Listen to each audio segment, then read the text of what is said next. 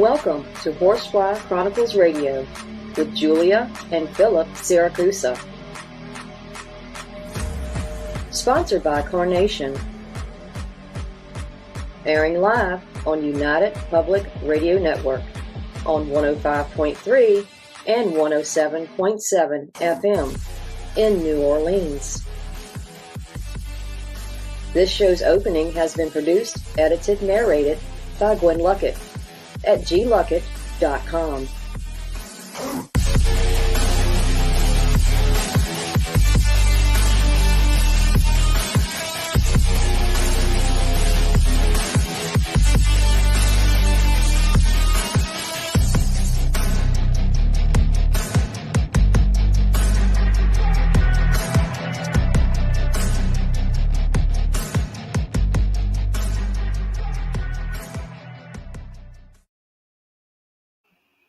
Hello, everyone, and welcome to Horsefly Chronicles Radio with myself, Julia Siracusa, and Philip Siracusa. We are broadcasting live from the United Public Radio Network on 105.3 FM and 107.7 FM from New Orleans. We're fully sponsored by Carnation, so we want to thank them for their sponsorship. You'll have to do a few things in order to participate in chat. Go to our YouTube page, UFO Paranormal Radio. Go to all of our Facebook stations, UFO Paranormal Network, UFO Undercover with Joe Montaldo, News on the Flip Side, Horsefly Chronicles Radio, SoundCloud, Podbean, Twitch, and all of those platforms that you could watch podcasts in. So please, guys, please welcome to the show fellow UPRN host, psychic medium Kerrilynn Shellhorn. She is an amazing psychic medium and radio host who engages in conversations with her guests about all things paranormal. She is determined to show people that interaction with spirit is a normal part of our everyday lives. So please, let's welcome her to the show. Hi, guys. Hi. It's nice to see you both. Thank you. Good to see you too. Thanks for coming on tonight. And so tell us about your abilities. I see, hear, feel, taste, and smell. So there you go. For me. The smell, and it's interesting too, because the smell used to really bother me, but I think once you set those boundaries about what's going to work for you and what doesn't, they switch it, right? Like cigarette smoke used to make me gag, but as soon as I said, I need you to show me differently, it makes my nose itchy now. So I know I went from smelling cigarette smoke to if my nose gets itchy, I know I'm with a smoker, right? Yeah. Wow. Yeah. Interesting. Mm-hmm. Now, with spirits, you communicate differently with each spirit? Yeah, depending on how they want to present at the beginning, right? So, and it depends too on where I'm connecting, if it's a session, if it's an investigation, if I've been asked to go in somewhere, like it depends on how the experience is, on how I'm tapping in and connecting with them as well too. Now, take us to the beginning. How did you get started with your gifts?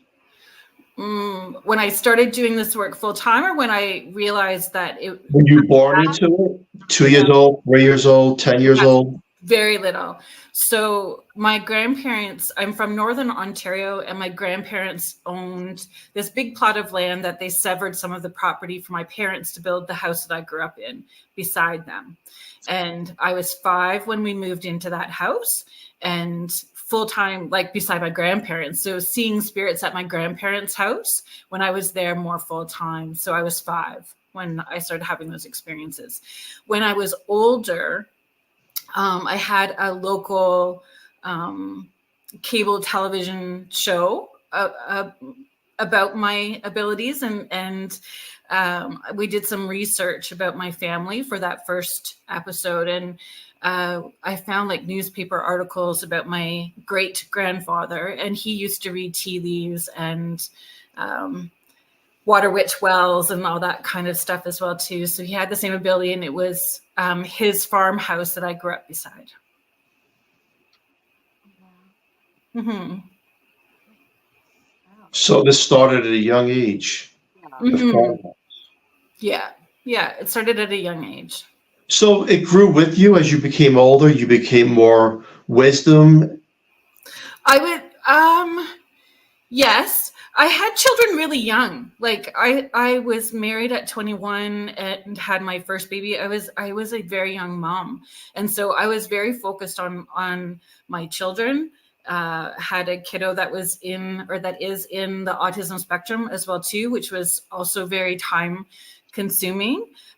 Still having that, but not doing this as a career until he was in his teens. My oldest son was in his teens, but all of my children had the same experiences as I did. So they were having experiences as children. So within our home, it was very normal and talked about, but as a career, it started later for me.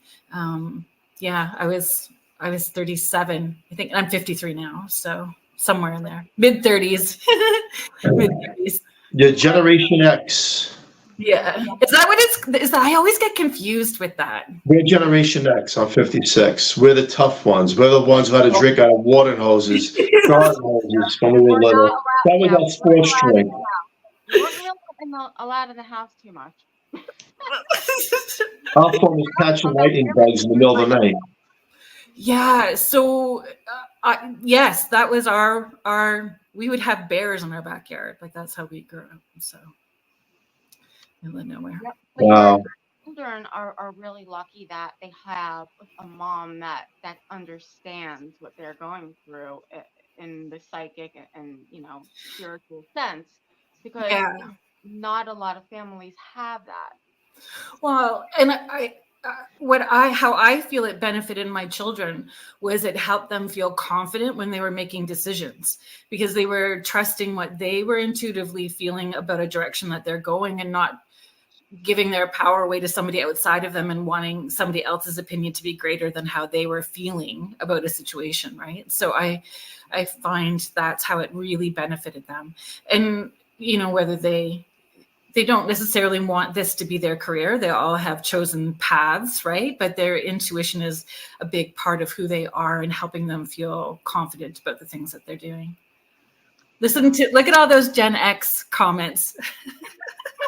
Let's give a shout out to everybody in chat. We got Cindy, Contessa, Sean Kelly. Hello, Sean. Hi, Sean. I love him. He's so fun. He's such a nice guy. Into the Night, Sundays and Tuesdays with Sean Kelly. Yes, Andrea, Trevor. Well, there's a lot of people in here. Hi, Sandy Cordick. Christiana, Cindy, Sandy, Jennifer. Thank you all for being in chat. Wow, you have a big audience. Yeah. You cover a lot of people. I'm going to have to hit you with some hard questions then. So you're going to have to impress everybody tonight, because I get straight to it. I don't hold any games. You know me. I'm cut and dry. Before you get into the really tough stuff and get ready for that. Okay. Yeah. We have an autistic son too. Do you feel like they're more tuned in to everything around them? What is your opinion on that? Our children? Sorry, tell me again. We also have an autistic son. So do you feel like they are? Yeah. I feel because they communicate differently, right? Yeah. They're communicating differently and they see differently. So I find within our family structure, and I've had, because when you're in that world, you meet other parents in a support system, right? So even my son is high functioning, but we met so many people with nonverbal children who were still communicating telepathically. Yeah. So there was a lot of stuff that I learned, that artistic kids are extra sensitive, and we need to honor and respect how they communicate, because he was really my teacher, for sure. He was my teacher in learning how to communicate differently, right? Which is part of our intuitive senses and trusting how we feel and how our body's responding to things. Absolutely. I agree. Mm-hmm. Yeah, he's definitely was my best teacher. Okay, Phil, you want to hit over? That's all you have? That's all you have? Is that one little thing? That's it? No, I mean, that's a great question. And you know what, Julia, that when I started doing this full time, it was I had a parenting radio show for parenting children who are intuitive to support families that had children. Hi, Susan. So yeah, and I used to have summer camps for kids. So like the kids that were having experiences could get together and we would do things, intuitive games. We talk about chakras. We talk about grounding. We would do creative things as well too. Sound. We would make rain sticks. You know, we just did all kinds of fun stuff with summer camps. Yeah, that's great. Yeah, kids with autism, I believe, this living with someone with autism, that they have special abilities that they may see things we don't even see and interpret things differently in a more rational way sometimes than we could even put together. It's very interesting, very, very interesting to say the least. Yeah, I agree. I agree. And to be patient, to be present, like they just really teach us so many things. They do. And you see both sides of how we are and how kids with special needs are, and then their abilities. They have abilities we don't even have, like an extrasensory. So, what's your thoughts on heaven and hell? Heaven and hell? Yeah. From experience and observation, I would say that that both places, from my experience and observation, are created from our own belief system, from our own actions. Like whenever I've seen people coming through, they'll show me their heaven space, and it's really like where they're most happy. And I've not really seen a hell space. What I would say is hell, or what we would normally consider or as a hell space. I've seen it where people are having to see their thoughts, words, and actions and how it affected people. So if they were doing a lot of not nice things, what it was like for them to feel what they contributed to humanity while they were here. And that seemed to be their hell space until they processed all of those things. So, I mean, the one fellow, it scared me. Like I literally slept with the light on for 3 nights. And it was the first time, like I guzzled back a bottle of wine when I was done that day. And so I knocked myself out. I'm sure I woke the neighbors up snoring so bad from that bottle of wine and sleeping with the light on for 3 days, because he turned his face around, the fellow in spirit, and showed me that hell space for him. And he was watching all the things that he did, and they were very horrible, horrible things.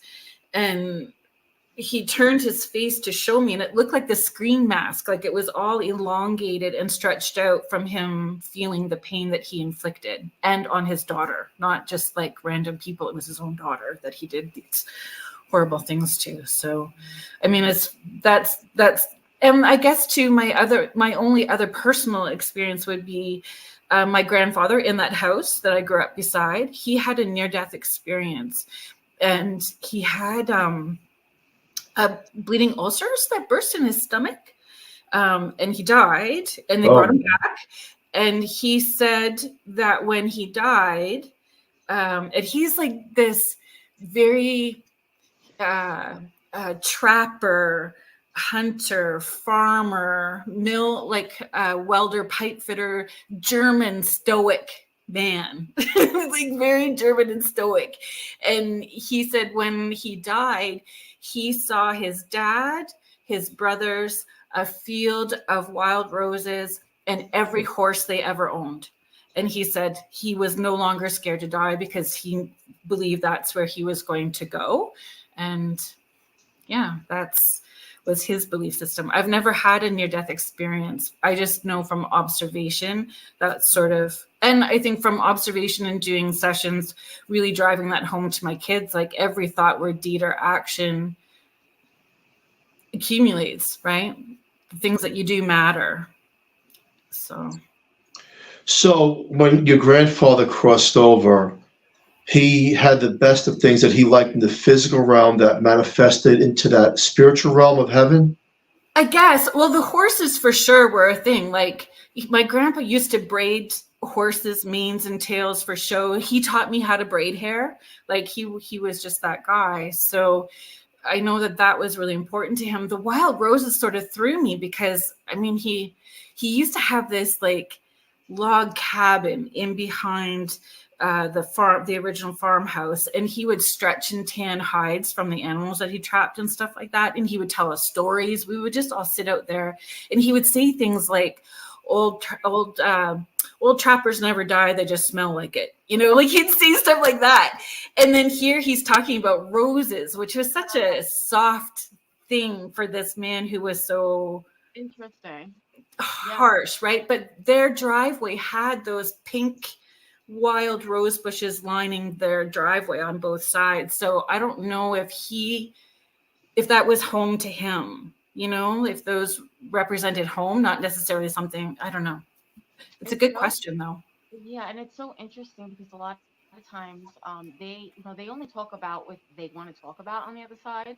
It's just like, and the roses, maybe it was something that you just had to think about a little bit, but I guess over there, it was kind of like a validation, right? Yeah, I think so. Or maybe just what he needed to feel okay about whatever was happening. I don't know. I just know that he was very open about talking about his experience, and he was very clear that he was not scared to die after that. Yeah. And we hear that quite often too. People that have near-death experiences aren't afraid to cross over. And then here comes the people with abilities like yourself, right? You have spiritual abilities, and we have paranormal investigators. Yeah. Who are we talking to? Are we talking to the shadows and silhouettes of the person that was? Or are we talking to something that is mimicking what we think it is?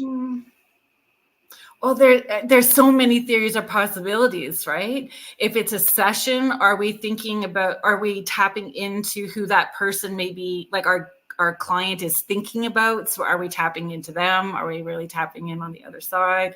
I don't know. There's lots of theories to it. Are we tapping into, if we're doing investigations, to future us coming back to try to talk to us? Like there's all kinds of different theories to look at it. I feel I'm tapping into actual spirits, because especially like when like that fellow that came through that showed me the scream mask, those kind of sessions they're hard sessions to do, but those are my favorite sessions to tap into.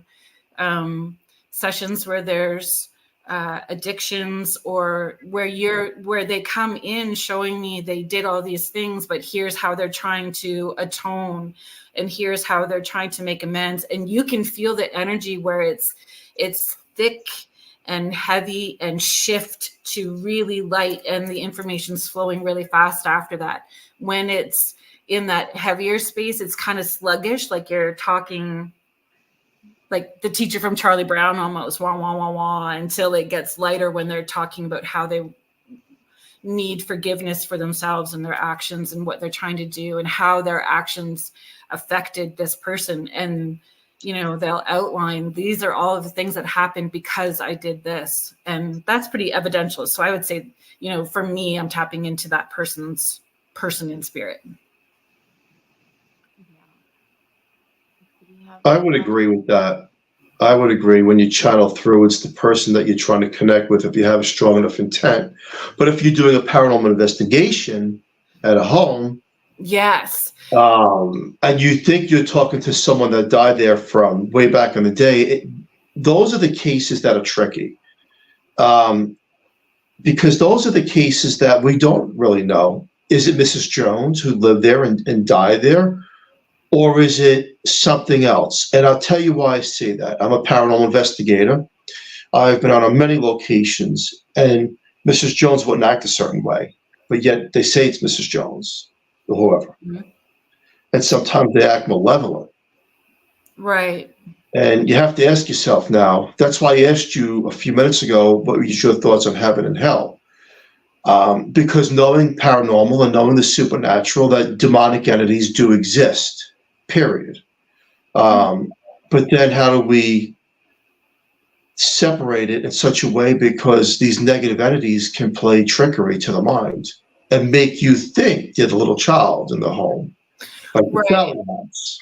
So I have not, I would say, as far only from personal experience in investigations and from personal experience to this point, the lower energies that I have tapped into are those bullyish spirits, whether they're stuck, that are trying to accumulate or feed off of spirits that have also died on that property. Like, in a couple of occasions, I've run across that.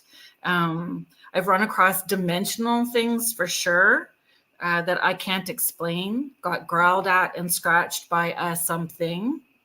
I don't know what I would classify it as or where it came from. I just Yeah.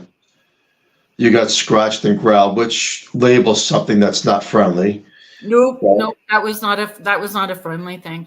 And it was a good learning lesson for me too, because at the time I wasn't educated properly. I was not knowledgeable enough to be doing what I thought. And so that was the best learning thing for me to have happened. So got educated really quickly, and I've not had an experience like that since. Which is great. good. You know what's interesting too is that what we have learned, and again, science doesn't prove it because science can't back it up, and science isn't everything because we know things that science doesn't talk about, or maybe they're just not there yet, right? Yeah. But we know when you investigate a location, and sometimes you will pick up the spirit that's crossed over there because that's their home, right? Sometimes they don't want to cross over. But what's interesting is, even those lower spirits, those spirits that feel heavy, I still go in super respectful to them, because are they miserable because no one's paying attention to help them? Like, I still look at those. I go in as an open slate. If they say it's so and so with this name, I just go, and I file it somewhere so that I can go in and just see for myself if they show me something different or if they're going to validate that. I'm not sure. But anyway, I interrupted you. I'm so sorry. Keep going. No, that's fine. But what I was going to go with this is that sometimes we'll hear somebody say, help me through a spirit box or whatnot. Wow. And then we find out that there's an evil entity, not a person that ever existed, right, chasing them. And then the question becomes, I don't know the answer to this, but the question becomes, are they on that same dimension sometimes where that entity can invade the space spiritually to that person that's crossed over? Because we've encountered that numerous times. And we don't want to think such a thing. We don't. But it's true. And it's factual. And you could ask anybody who's seasoned in the field, who's done serious locations, that these things happen. And we ask why. Yeah. And spirits, like those lower energies, even dimensional, you can be in separate locations where they're still tapping into both locations and making themselves known in two locations, right? Like, if they want to follow somebody and create havoc, they can. Yep, absolutely. We have two questions. Contessa, don't spirits validate it's them when they come through to the person receiving the message? Yes, Contessa. So in a personal session, for sure, and when I investigate and spirits are coming through, I have a very clear structure that I follow when I'm doing sessions, and it's a show me who, what, when, where, why, how, right from how you died to experiences, how you're hanging out, where you're hanging out. Remote viewing is a part of every session as well too. So they do validate, but and it will feel different. I don't know how you guys can share with me too. Like, when you're picking up psychically, it energetically feels different from when you're tapping in, like mediumship wise pulls up and psychically is kind of out. That's how it works for me. It may not work for everybody that way, but it feels differently. Like if I was picking up from a client, Right. I agree. Right. It feels different. Yeah. And once the spirit you're trying to communicate with, someone's loved one that's crossed over, you'll get, however you get that, you'll feel the truth of it, right? Yeah. And then when you go into the unknown, you really don't know what you're looking at or who you're talking to. Yeah. It's an open forum of, you're in a cemetery and you don't know who's coming through, or a building. Those are my favorite places, though. I love hanging out at cemeteries. I love it. I absolutely love it. And there's one cemetery that we've come across, and it's super fun. So my friend Jody comes with me all the time. We actually use the geocaching app. So like to go geocaching, those geocachers hide stuff in these like pioneer cemeteries that are like, don't have a sign. They find all these like crazy places. And we have found some crazy places to check cemeteries that we found through geocaching app to investigate. I wouldn't mind it. I mean, I had a bad experience. I mean, once we were looking for, a spirit that was buried in a cemetery, in a special location, and she was actually throwing rocks at us. And I will never, ever, ever forget that. And it kind of like really kind of freaked me out. It was crazy. So rocks thrown at us. We had a scary experience at this one cemetery that I will not name because I don't want people going there and defacing anything or disrespecting that particular cemetery. But it started yelling out right away, demon, beware, don't come in. And when we were going, I kept seeing this person almost like they were giving a sermon with all of these other spirits. And as they saw us walking, they spread. And then it was angry, making us feel sick to our stomach. It was intense. That was intense. And I realized it was a Sunday.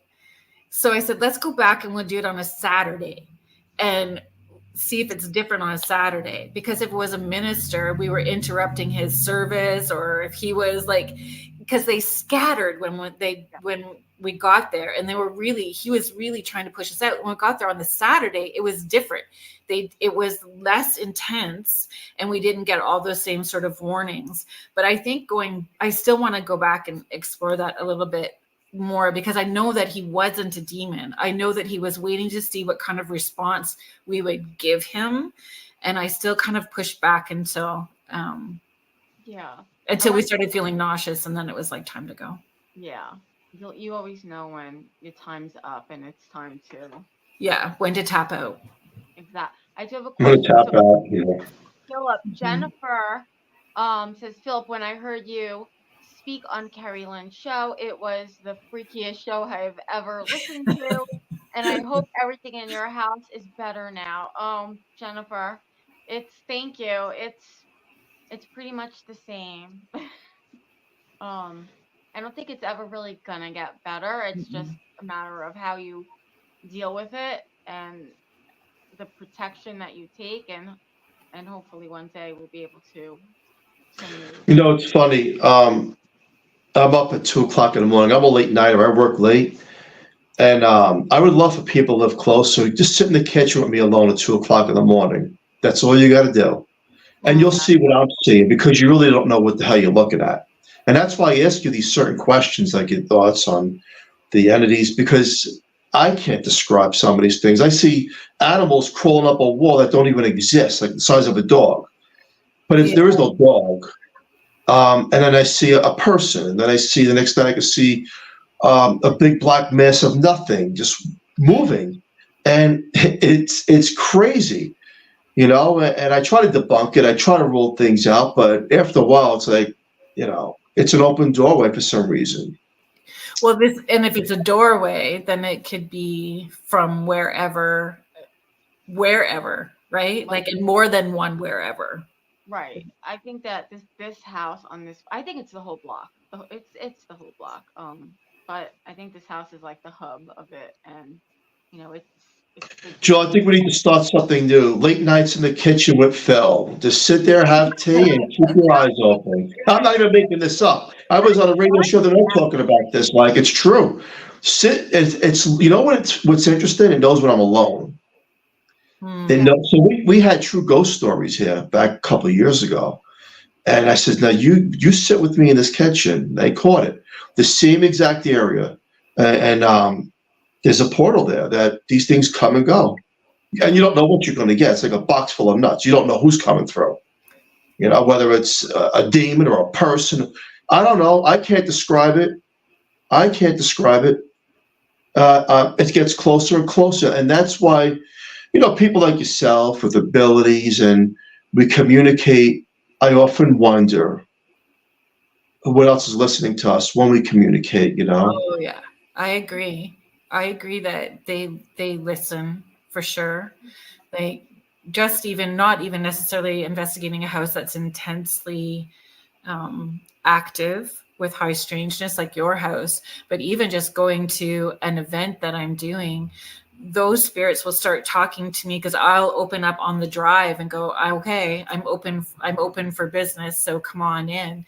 And I'm prepared a lot of times by the time I get there, because those people that have purchased tickets for those events already have been talking about it, thinking about it, preparing to go. They're excited. So their people know to show up. Right. So I think that they do. I think that those dimensional places are tapped in. If we're tapped into that collective consciousness of one, all of us, you know, they're picking up on our thoughts, feelings, emotions.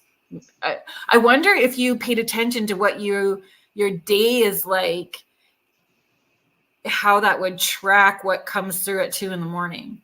Yeah. If you're irritated, if it's the growly dog, if it's like kind of reasonable day, it's like just a person. I wonder if that would track somehow. That's a good question. I would say yes to that. That's a good question. Because would it mirror to you what your emotional state is?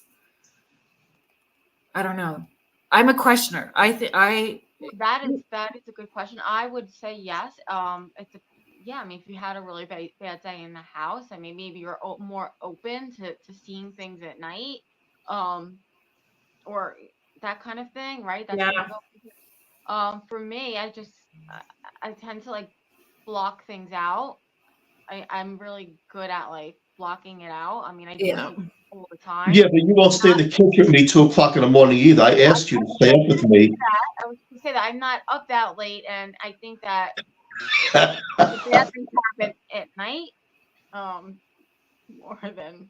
All right, everybody out there wants to be in the kitchen with Phil in Pennsylvania, late night tea. Sean Kelly is saying yes.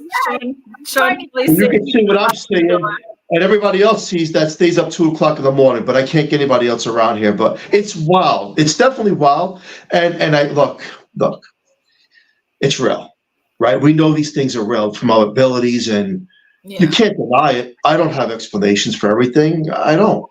I don't know if we ever will. Do you think that we ever will have explanations? No. I think that we're not allowed for a reason because we're meant to find out after we die. I think that we're not allowed to know everything because we're supposed to have knowledge that comes to us after we die. That is very, very true. Absolutely. That's my thought. Absolutely. Sean's saying damn straight he'll sit with you, Phil. I know. I'm trying to get to that comment, Phil. Did you see that? Sean Kelly said, I'm coming up there and I'm going to be, he's going to knock on the door and he's going to check it out with you at that time, I'm guessing. It has to be late night in the kitchen with coffee or tea and observe for the unknown. Having said that, hey, with your abilities right now, do you see anything behind me or is anything with me? So I don't. So do you have a towel, Julia? Do you have a towel? Do you know what I mean? A towel? A towel. No. What does that mean? Like my kids know when something's going on for me. A lot of people that have watched me work consistently know when there's a towel when I'm picking up something because I do this and then I got this going on. So there's usually, but you know what? I'm not necessarily tapping into, and it could be somebody that's connected to somebody that's crossed over, right? Like that's attached to the people in the comments that are here. Like, I don't know where it's going. I just know I got a smoker man. Ah, here we go. Let's put your abilities to work on the show tonight. No. I could tell she's probably blocked. She's blocked off right now. Mm-hmm. If you look at me, it goes sideways so quickly, right? I don't know if you guys get those people, those imposter people or scammer people after you've done a show where people are doing readings and stuff after. That's so intense and it stresses me out. Yeah. I mean, yeah. Exactly. That's exactly what I said, Leslie. We're not giving readings out tonight. And I don't let them come into my bedroom either. I am like, it's a no-go space. You do not come in, talk, touch. My bedroom is off limits. Like, I guess like readings though and picking things up are kind of like a little different. And sometimes if they want to stand behind us, you can't really help but to see them. yeah. And that might happen. It's funny because I was doing a full day of sessions out of town, and so my bedroom is I don't want them bugging me. I just want to sleep. At the end of my day, I'm doing sessions or work like this every day. So at nighttime, I don't want to be bugged. I just want to sleep. So I had fallen asleep on the couch. The couch is not a no-go zone, right? So this big burly dude in spirit wakes me up and taps me and yells boo in my face. Like his face was right in my face yelling boo. And I called him a not nice word, some salty words. I used some salty words and he left laughing. Like he just left laughing. So then I drive my hour and a half to where I was doing sessions all day. The first lady comes into the room and I'm like, oh my goodness, there he is. Is your dad about 5'9", kind of stocky burly with the beard, and he yells boo in your face to wake you up for school? And she's like, yeah, that's my dad. And she's crying. I went, I called him a not nice word. And I am so sorry that I called him that this morning, but he woke me up in the living room this morning. Like they show up for sure. Well, for sure. Yeah, and that's the hard thing too, that a lot of people don't understand, that it's like we're doing all these readings all day long, and we do block ourselves off and shut that down, but sometimes it happens and they will come through if they know that they can get through to you. And there's a message that they want to give somebody. Nothing is going. Sometimes nothing is going to stop them from. I agree. Coming through. Yeah. I mean, I remember a few months ago I did a reading, or Phil did a reading. I don't remember, but there was Alexa kept playing Spanish music. Remember, Phil? Oh, yeah. And it was, I think it was someone for Phil. And he just wouldn't stop. And no matter what we said, Alexa, play the 80s. Alexa, play this. It would just fun. Go to the Spanish music. So someone was trying to, come in that way. We never really figured out who it was. I mean, again, you're doing multiple readings all the time. Yeah. You just can't put those pieces together. But I get frustrated. I'm like, that shit's not working. You need to figure it a different way. That's not working. It's not easy. And, it's a hard job. It is. It's exhausting emotionally and physically. It is. Mm-hmm. Mm-hmm. So what's on your bucket list, moving forward Places? with what you do? Yes.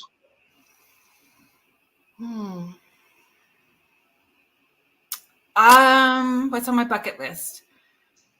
I don't know. Maybe it's the Horsefly Chronicle house. Maybe it needs to be the Horsefly Chronicle house. I don't know. I don't really have a huge bucket list, to be honest with you, because things kind of pop in unexpectedly for me too. A place that I'm really drawn to are the tunnels in Paris. Like the tunnels with all the skulls, like where all those people are buried underneath Paris. The catacombs? Yes, the catacombs. That's wild, yeah. I am very pulled to like tunnel places. Yeah. Wow. So I don't know. And you know what else? White Horse, like northern Canada, those places, like the gold rush places, those places. the gold, yeah. They're kind of pulling at me right now too. We have a statement from Lori Ann. Our friend Lori Ann is in chat. I haven't slept in my bedroom for 2 weeks because I had an uneasy feeling in there. Mm. Well, I would, yeah, when that happens, I mean, I would just maybe sage it a little bit and do a couple of things to protect yourself, but hopefully, usually those things pass. Mm-hmm.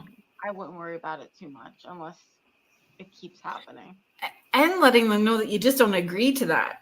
Yeah, like this is your space. I don't agree. Put your foot down, Lori, and Mm-hmm. I think, Lori, honestly, it's probably one of your loved ones that are, there, and you feel it. And sometimes even, and I say this all the time, sometimes our spirit guides scare us.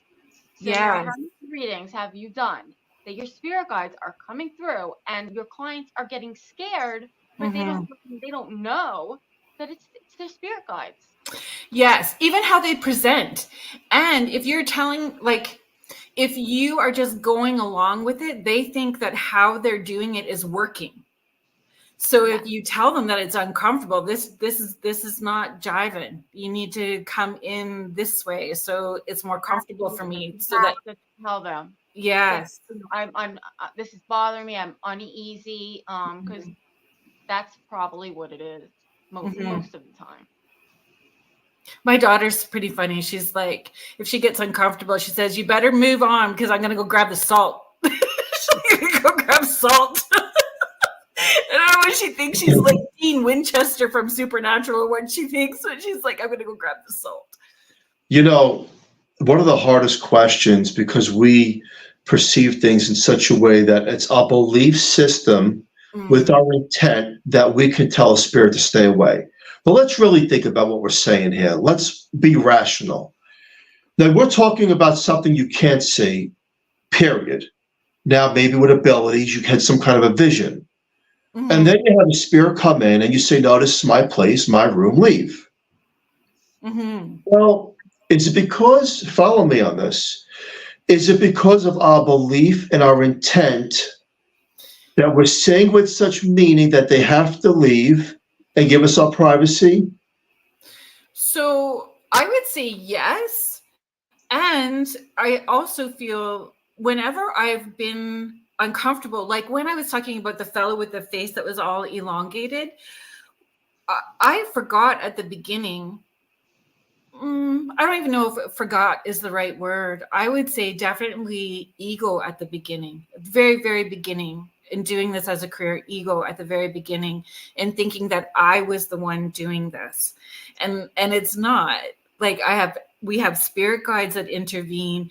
The information is coming from source through us. I'm just the in between. It's not really me giving the message. It's coming from here and just coming through me, right? So I find that once I understood, I kind of got knocked on my arse at the beginning for sure. Got schooled that this is not about me. This is about being of service for something bigger. So if that's in a belief system, I wasn't raised with church at all, but I would have my grandmother come in first and what I believe is Archangel Michael right behind her. So whenever I felt uncomfortable, they would come in close until I felt comfortable and shift that energy for me. So I still feel like if there's something that is in this space, that I have that protection, and light came first, then the dark. So I just stand in my light. I like that. Good explanation. I like it. Lori said it's her son messing with her. I think so, because he's very funny, Lori. So I would say that could be true. So don't be scared. Yeah. It's very. It's. Any more questions in chat? See what we've got here. Well, hello everyone. I did say hi, hello. So hello everyone. People in here. There's a lot of fun people. Jennifer, I thank them for coming. If they came into my bedroom, and kindly tell them, nope, not allowed to be with me in my room. This is more of a statement, and I would see them the next morning. Oh, okay. Sometimes Hi, Grant. that works sometimes, not all the time, Jennifer, but that is true. I guess it depends on the spirit. Sometimes they'll listen, sometimes they won't. Right? Yeah. Grant is part of the TOPS paranormal team here in Ontario. Hi, Grant. He probably would be interested in your house for sure. Oh. Yeah, the only problem is we live out in Pennsylvania. Yeah. That's a trip. Oh, Sean. It's definitely, yeah. It's interesting. It really is interesting. And the communication that, look, when you cross over, it's not the end game, right? That's the good news, right? It's not the end game. And we can communicate. And sometimes can be confusing of who we think we're speaking to. But, if it's a loved one, they'll give you that validation, like you'll feel that ease with them. And then if it's something else, there's other things that we don't know yet. So there's things that we can communicate with that we really don't know who we're speaking to. There you go. Where's Sweet Springs? Where's that? In August. Yeah, where is that? I don't know. I would have to Google. But it's fun, and they'll have to come on either show and tell us about it. Yeah, absolutely.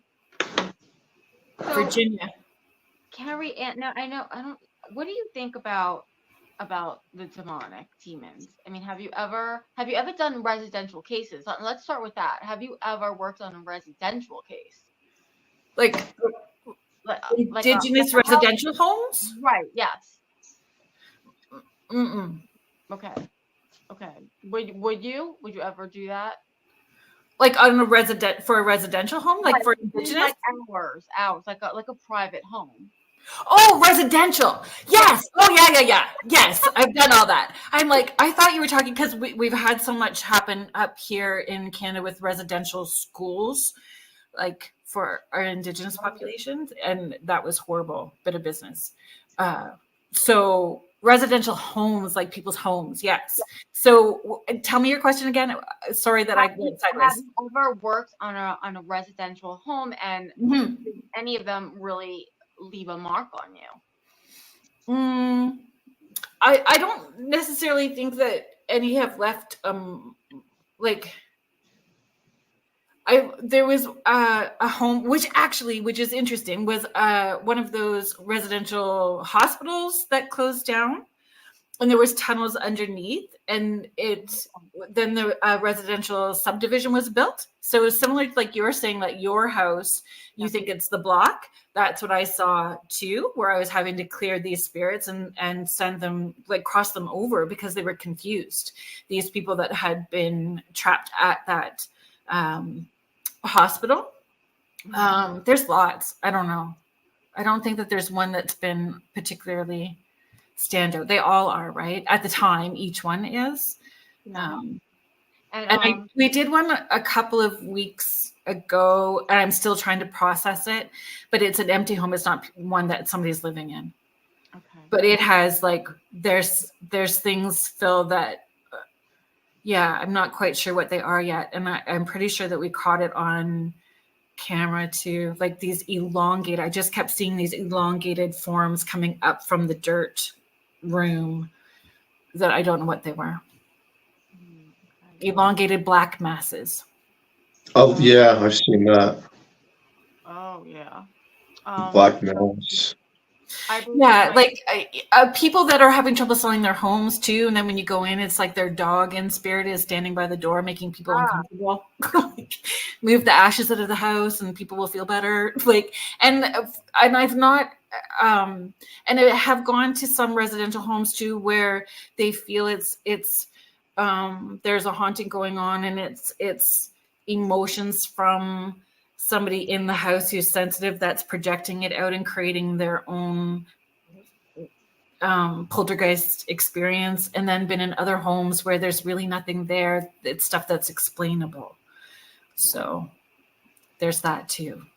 And not everybody wants to hear that the stuff in their house is explainable. Yeah, I know. It's hard. Mm-hmm. Joni, I believe my dog sees my daughter, but they never met. I've gotten to where I just tell her to stop messing with the dog, and I can't feel or see her. Oh, okay. What do you have to say about that, Carrie? I believe my dog sees my daughter, but they've never met. So, but they have. That's the thing. I hear that a lot, where they would have never been in this house. How can they describe it? Or they've never connected. But they do. In the spirit world, they're going to be able to see and connect with everything that we are experiencing, because they have they're invested in us being as happy and joyful as possible, so we can be more of service, right? So yeah, she's probably there connecting, just to let you know that she's, and the best way for her to connect, because sometimes they're trying to connect with subtle ways that you miss. You could be so busy during the day that you're missing the subtle ways that she's trying to connect. And so that's the way that she sees you responding to. Right. I always say that sometimes we're just so busy with life, or we're blocked, and we don't know we are, but maybe because grief could block us from seeing what we crave to see, and that happens a lot too. Agreed. Grant, I have not worked collaboratively with anyone in a religious sect to help clear a space, but I'd be open to it if somebody reached out, for sure. Have you guys? Well, you guys have, right? You've had religious people come to your space. Yes. And what happens is we've had priests here from churches, and what happens is the things here are very, very smart, and they'll hide. And it sounds insane, but no, I understand. There's a place that we investigated pretty regularly, and those spirits would play hide and seek, depending on who the people were that were there to investigate. They liked some, didn't like others, and they would play hide and seek. Exactly. And then when they leave a day or a few hours, it's kind of worse. So and I kind of, I mean, not kind of. I'm unsure if I believe that we can clear a space. I'm not sure that we actually can. I don't. We may calm it for a bit, and then whatever happens, I'm just not sure that I have never said that I've cleared a space completely, because I'm glad you said that. I'm glad you said that, because there are places, many, many places and homes and locations and that you cannot clear. And I think that's something that no one really wants to admit. I do. I'll say it out loud. Because we don't know what we really don't know everything. And you're not, especially when you're not dealing with just one thing. I mean, you don't know. Our house, for example, there's so much. There's not one person. Yeah. I mean, there's hundreds and hundreds. And the people in this space have to be responsible for their space as well too. Are they going to do the follow-up and the follow-through and do what they need to do within their own space? People need to be educated as well too on how to have accountability for their space and personal healing. Yes. And you have to have the whole family on board. Yes. So say, if you have teenagers and and kids now, I'm not doing that. I'm not doing that. I'm not doing that. I mean, everybody's got to be on board. And well, sorry, hon. We've dealt with that. And I find too, people lie. people may have their own agenda in why they want you to come to their space. They may want the haunted space. They may want the reputation of that. That may be branding for them. And if you come in with a different agenda that doesn't align with what their intention is, you're going to go nowhere too, right? If people are very stuck. So I don't do a whole lot of investigations within homes. It's pretty selective, honestly. And that's partially why, because I won't say that I can completely clear a space, because there's more to it than that. It's not that cut and dry. Phil, what do you have to say about that? Well, we had Bill Bean on our show years ago, and his childhood home, he said that they couldn't get rid of it. And he had a pretty bad life when he grew up. Like, it was really difficult for him. And but he said that they couldn't clear it. He has the ability to help people, but that particular location where he grew up, it has a stronghold of negative energy, and certain places, I'm yet to. And you don't know how the door opens. You don't know how the door opens, so you don't know the right way to close it either. However, that may have happened, and a space that I had gone into. You could see that this person was doing rituals in their home, and when I asked, was vehemently denied, even though it was obvious to me there was conjuring happening, and did not want to admit it. So I get frustrated with people. So I ask a few questions, and if it doesn't feel right for me to investigate, then I don't, because I don't want to bang my head against the wall, and I don't want to attach my name to something like that either, which may make me sound bad, but that's where my boundaries at. It absolutely doesn't. I mean, it's true. Mm-hmm. Any more questions in chat, Jewel?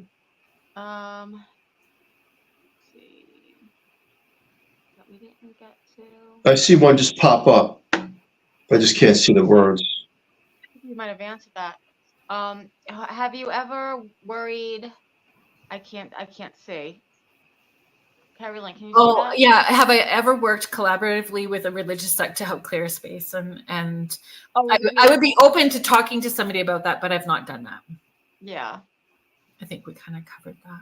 I think I'm sorry. Yeah, I think there's a lot of just statements. And then our Sean Kelly is asking if Spirit does have a message for him tonight. But I'm gonna message him after. That's gonna be exciting. Yeah.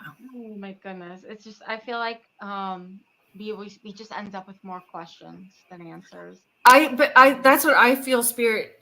That's what I feel, high strangeness, paranormal, the spirit world. I think it is a deep dive down a rabbit hole that we will never know all the answers. And I love asking all the questions. Yeah. I love not even knowing all the answers. I just love having the experience and the wonder of it. I wonder what it could be. I wonder all the possibilities, right? Exactly. There's so many different dimensions and beings and factions, and I respect it all, because I don't understand or claim to know or be an expert of any of it.